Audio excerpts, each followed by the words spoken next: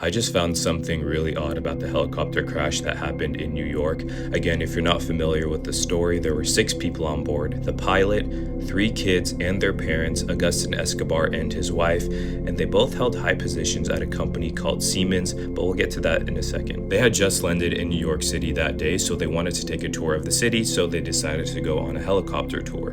Now, just 15 minutes into the ride, the pilot called in and says he needs to refuel, which to me is a little odd. I mean, I don't know much about helicopters or the tours in itself, but 15 minutes in, whatever. It was only supposed to take 3 minutes for them to land, but they never did. The helicopter came apart, the propeller just came flying down into the water. To me, that's the strangest part of it all. How does a propeller just fly off?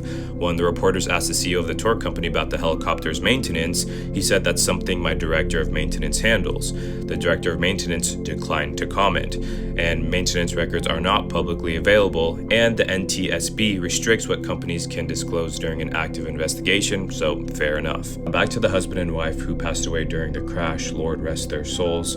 The husband, Agustin Escobar, was the president and CEO of rail infrastructure at Siemens Mobility. His wife was the global commercialization manager at Siemens Energy. This is a massive company, and coincidentally, they're currently in a legal battle with VMware, now owned by Broadcom. Broadcom filed a lawsuit against Siemens on March 21st, 2025, recently, accusing them of using unlicensed VMware software. Both companies have refused to comment on the case. Now, I'm not saying there was any foul play because we're talking about people's lives here, but there's a lot of just weird things that happened during this, and I'm curious to know what you guys think about it.